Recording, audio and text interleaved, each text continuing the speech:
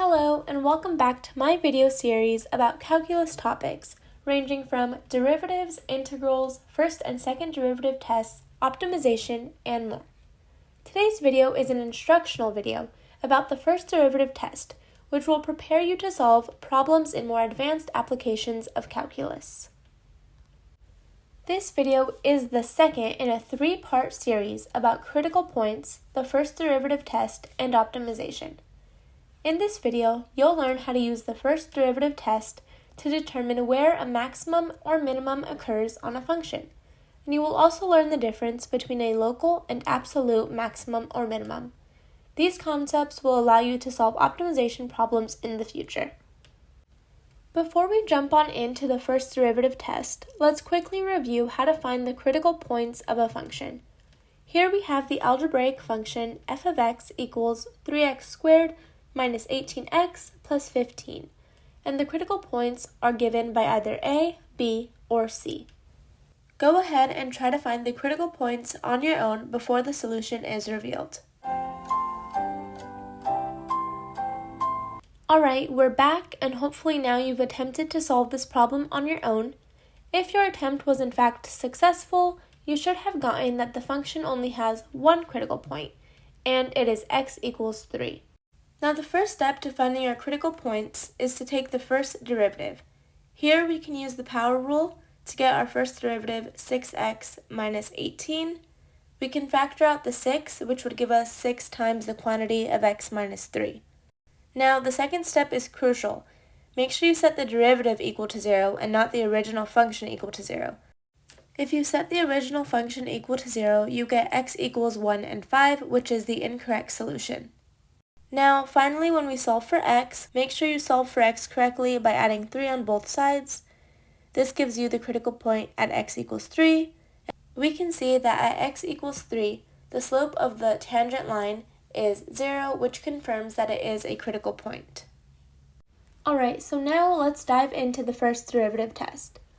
The first derivative test uses critical points to reveal where a function is increasing and decreasing, and this allows us to identify where the maximum and minimum values occur on a function. Suppose we have a graph that looks something like this. Now recall the definition of critical points, which are points where the slope of the tangent line at that point is either 0 or undefined. From this definition, we can identify the following points as critical points. Now the first derivative test will help us analyze the behavior of the graph before and after each critical point to check if a maximum or minimum value occurs at that point. We'll go over this in detail with some examples soon. Speaking of maximum and minimum values, otherwise known as the extrema of a function, we can identify the extrema to be local or absolute. In this graph, we can identify the following points as maximum or minimum points. A local max or min, as shown in blue, describes the max or min in a particular region of the graph. But the absolute max or min, as shown in red, describe the greatest maximum or the least minimum value for the entire graph. Now that we've learned a little bit about the first derivative test and local and absolute extrema, let's look at the steps we need to carry out the first derivative test. First, we need to find the critical points of a function. Then, we can draw a number line and mark each critical point on the number line.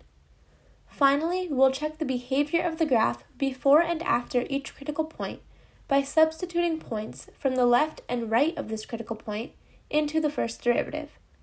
We can use this table to help us carry out the first derivative test. This table tells us that for there to be a minimum at x equals c, then our derivative must be negative on the left of c, and our derivative must be positive on the right of c. This tells us that our function is decreasing and then increasing, so there is a minimum at x equals c. For there to be a maximum at x equals c, then our derivative must be positive on the left of c, and our derivative must be negative on the right of c. This tells us that our function is increasing and then decreasing, so there is a maximum at x equals c. Alright, let's work on an example together to help you really see the first derivative test in action. The first thing we want to do is take the first derivative of this function to help us find our critical points. Now if we use the power rule, we know that the first derivative is 3x squared minus 18x plus 24. If we factor out 3, we have 3 times x squared minus 6x plus 8. If we set this equal to 0 and divide by 3 on both sides, we're left with x squared minus 6x plus 8 equals 0. Now this factors into the quantity of x minus 2 times the quantity of x minus 4 equals 0. And this tells us that our critical points are x equals 2 and x equals 4. The next step is to mark these critical points on our number line. From here, we can choose x values on the left and right of each critical point to determine the behavior of the graph. On the left of 2, we can use the point 0. If we substitute 0 into our derivative, we have f prime of 0 equals 24. In between 2 and 4, we can use the x value of 3. If we substitute this back into our first derivative, we have f prime of 3 equals negative 3.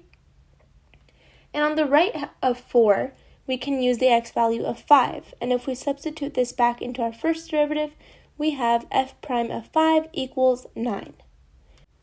Now looking back at those values, we can see that on the left of 2, our derivative is positive, and on the right of 2, our derivative is negative. This tells us that we have a maximum at x equals 2.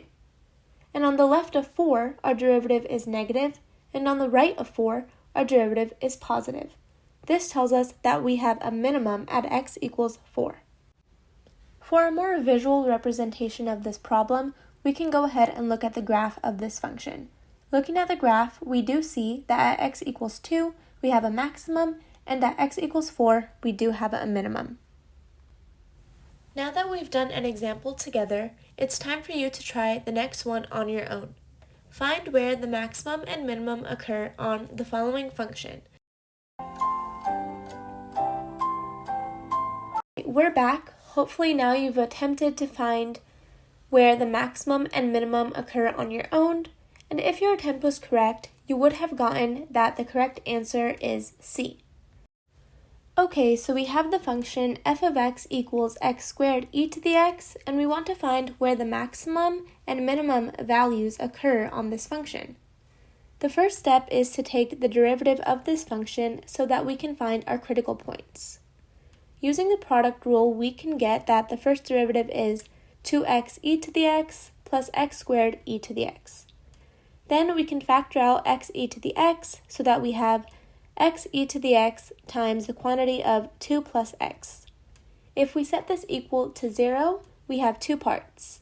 X e to the x equals 0, and 2 plus x equals 0. Now for x e to the x, at least one of these needs to be 0. So we either have x equals 0 or e to the x equals 0. Since we know that no x value would give us e to the x equals 0, we must have x equals 0. And for 2 plus x equals 0, we have x equals negative 2. Here we can see that our critical points are at x equals 0 and at x equals negative 2. And our next step is to mark each critical point on our number line. Our final step is to substitute values from the left and right of each critical point into our first derivative. On the left of negative 2, we can use x equals negative 3. In between negative 2 and 0, we can use x equals negative 1. And on the right of 0, we can use 1. It's important that you substitute these x values into the first derivative and not into the original function. If you make the mistake of substituting them into the original function, you will be misled into thinking that the behavior of the graph does not change, and that will mislead you into thinking that there are no areas where a maximum or minimum occur, and this is how you obtain the incorrect solution on answer B in the previous slide. If we substitute negative 3 back into our first derivative, we get a positive value. And if we substitute negative 1 back into our first derivative, we get a negative value. Finally, if we substitute 1 back into our first derivative, we get a positive value. Looking back at these values, we can see that on the left of negative 2, our derivative is positive, so our function is increasing. And on the right of negative 2, our derivative is negative, so our function is decreasing. This tells us that we do have a maximum at x equals negative 2. Now looking at 0, on the left of 0, our derivative is negative, so our function is decreasing. And on the right of 0, our derivative is positive, so our function is increasing. This tells us that we have a minimum at x equals 0. Finally, we can use the graph of the function to verify and confirm our answers. The graph is a very useful tool because it allows us to check the accuracy of our number line and to make sure that we correctly identified the increasing and decreasing areas of our function. If you don't do this correctly, then you can mix up the areas where the max and min occur, and this is how the incorrect solution on answer A was obtained in the previous slide. Looking at the graph, we can see that at x equals negative 2, we have a maximum, and at x equals 0, we have a minimum. Finally, let's have a little recap of what we learned in this video. We learned how to use the first derivative test to find where the maximum and minimum occur on a function. We also learned how to identify local versus absolute extrema. And finally, before you go, here's a challenge question. You found where a function reaches its maximum or minimum. Now, what is the next step to find the maximum or minimum of that function? Stay tuned for the next video in the series to find out, and thanks for watching.